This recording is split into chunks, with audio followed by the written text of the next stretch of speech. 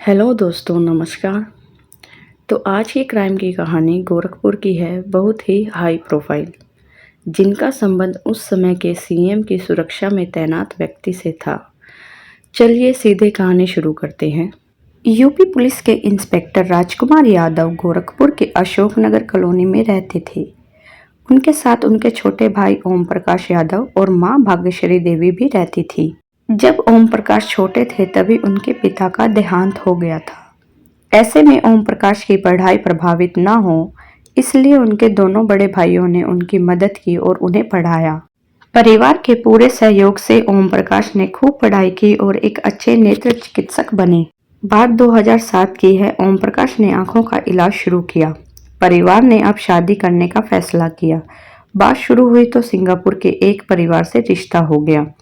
यह परिवार पहले गोरखपुर में रहा और बाद में सिंगापुर में बस गया था। दोनों ने शादी कर ली।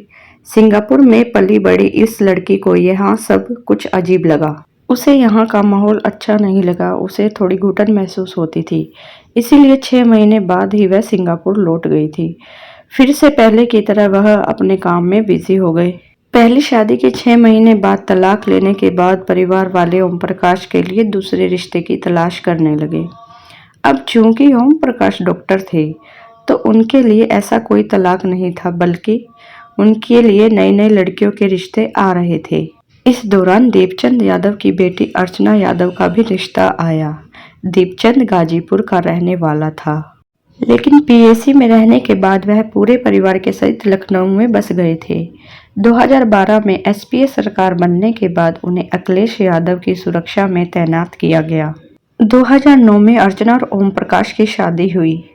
शुरुआती दिनों में तो सब कुछ ठीक रहा, लेकिन कुछ दिनों बाद अर्चना को घर के कामों में परेशानी होने लगी। उसने ओम प्रकाश से कहा, मुझे परिवार के साथ नहीं रहना, हमें अलग हो जाना चाहिए।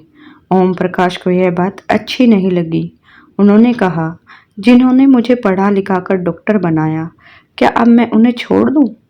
घर वालों से बात की गई तो यह तय हुआ कि घर की शांति के लिए ही एक ही घर में रहेंगे, लेकिन खाना अलग बनाएंगे। 2012 में ओम प्रकाश के घर एक बेटा पैदा हुआ। उसका नाम उन्होंने नितिन रखा। परिवार से अलग होने के बाद अर्चना के पास ज्यादा काम नहीं था। उसने टाइम पास करने के लिए फेसबुक पर एक आईडी बनाई। इसी बीच फिरोजाबाद जिले के स्वामी नगर के अजय यादव की फेसबुक पर फ्रेंड रिक्वेस्ट आई, जिसे अर्चना ने स्वीकार कर लिया। दोनों के बीच बातें होने लगी। अजय यादव निजी स्कूल में शिक्षक थे, लेकिन खुद को समाजवादी पार्टी के बड़े नेता के रूप में दिखाते थे। उन्होंने अपने बातों में अर्चना को प्रभावित कर लिया। अजय और अर्चना के बीच नजदीकियां लगातार बढ़ती जा रही थी। अजय ने मिलने का प्लान बनाया और जगह लखनऊ में रख ली। लखनऊ में अर्चना का मामा रहता था, इसलिए वह पति को मायके चलने की कहकर आई थी। यहाँ दोनों की मुलाकात हुई और दोनों के बीच शारीरिक संबंध भी बन गए। इसके बाद कभी अर्चना लखनऊ मिलने आती तो कभी अजय गोरखपुर आ जाता।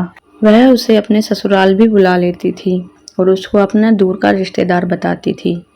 वह उसके घर पे 4 बार आया और 4 बार घर पर ही रहा।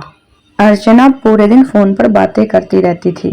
ओम प्रकाश ने कई बार टोका, लेकिन अर्चना पर कोई असर नहीं हुआ। दिसंबर 2015 में विवाद इस हद तक बढ़ गया कि अर्चना ने कहा कि अब मैं तुम्हारे साथ एक कमरे में नहीं सोऊंगी, और अर्चना अब अलग कमरे में सोती और ओम प्रकाश अलग कमरे में। ओम प्रकाश से विवाद और अजय से प्यार के बीच अर्चना ने तय किया कि अब ओम प्रकाश को रास्ते से हटाना पड़ेगा। इसके लिए उसने अजय को ट्रेन से गोरखपुर बुलाया। 20 जनवरी 2016 को अशोकनगर कॉलोनी में शादी की सालगिरह का कार्यक्रम था। ओम प्रकाश के पूरे परिवार को बुलाया गया, लेकिन अर्चना नहीं गई। ओम प्रकाश अपने 4 साल के बेटे नितिन के साथ कार्यक्रम में गए थे। इधर अर्चना ने अजय यादव को घर में बुलाया और अपने कमरे में छिपा लिया। रात 12 बजे जब ओम प्रकाश सो गए, तब अर्चना ने अजय को उनके कमरे में बुलाया। ओम प्रकाश पेट के बल सो रहे थे। अजय ने हथौड़ा उठाया और अपनी पूरी जान से उनके सर पे एक वार किया। एक के बाद दूसरा और दूसरे के बाद तीसरा लगातार वार करता चला गया। ओम प्रकाश के मौके पर ही मौत हो गई। पलंग पर लेटा बेटा नितिन हथौड़े की चोट से उठ खड़ा हुआ। खून देखा तो रोने लगा। अर्चना ने उसे उठाया और अपने सीने से लगा लिया और अजय से कहा, उसने सब कुछ देखा है, वह सबको बताएगा, इसलिए उसे भी मार डालो। बताते हैं कि अजय ने बच्चे को मारने से साफ इनकार कर दिया था। उसने कहा था, बच्चे का क्या दोष है, मैं इसे नहीं मार सकता। अर्चना ने इस पर कहा, अगर तुम इसे नहीं मार सकते तो मैं इसे मार देती हूँ। इतना कहकर उसने अपने ही बेटे का गला तब तक दबाए रखा जब तक बेटा मर नहीं गया। हत्या के बाद अजय और अर्चना ने घर में लूट की घटना दिखाने की कोशिश की। सारा सामान बिखेर दिया, अलमारी में रखे पैसे निकाल लिए, कमरे की कुंडी तोड़ी गई। इसके बाद अर्चना को वह दूसरे कमरे में भेजकर भाग गया। अर्चना ने अपने कमरे की कुंडी भी बाहर से बंद करवा ली थी। 21 जनवरी की सुबह जब मकान की तीसरी मंजिल पर काम करने जा रहे मजदूर दूसरी मंजिल पर स्थित ओम प्रकाश के कमरे में गए तो वह हंगामा हो गया। मजदूर नीचे भागे और मां भाग्यश्री व पड़ोसियों को आपबीती सुनाई। दूसरे कमरे में अर्चना लगातार चिल्ला रही थी कि क्या हुआ, दरवाजा खोलो, क्या हुआ, दरवाजा खोलो। शाहपुर थाना प्रभारी आनंद प्रकाश शुक्ला पुलिस बल के साथ मौके पर पहुंचे। बलरामपुर जिले के उतरौला थाने में तैनात रामकुमार यादव अपने भाई की हत्या की खबर सुनते ही भाग खड़ा हुआ और घर पहुंच गया। दूसरी ओर अर्चना के पिता दीपचंद यादव भी गोरखपुर पहुंच गए। हत्यारों को पकड़ने के लिए सीएम आवास से फोन आया था। तत्कालीन DIG RK Chaturvedi, ASP Luv Kumar पर केस को सुलझाने का दबाव बढ़ गया था। पुलिस ने लूट के एंगल से जांच शुरू की तो पता चला कि दरवाजे की कुंडी बाहर की बजाय अंदर से तोड़ी गई थी।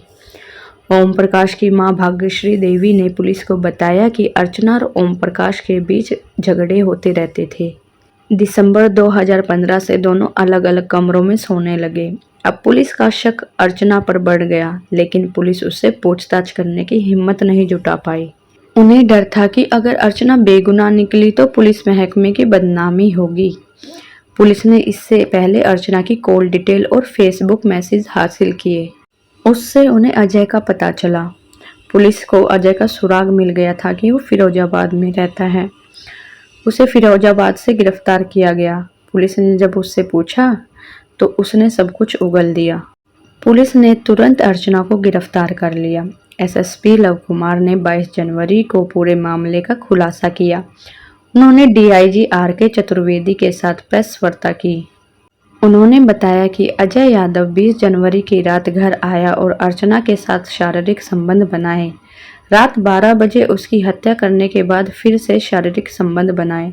इसके बाद घर से निकल गया और दोनों को गिरफ्तार करके जेल भेज दिया। गोरखपुर की जेल में बंद कैदियों ने अर्चना से पूछा कि उसने अपने बेटे को क्यों मारा, तो उसने कहा, मैंने उसे पैदा किया और उसे मार डाला, तुम्हें इससे क्या।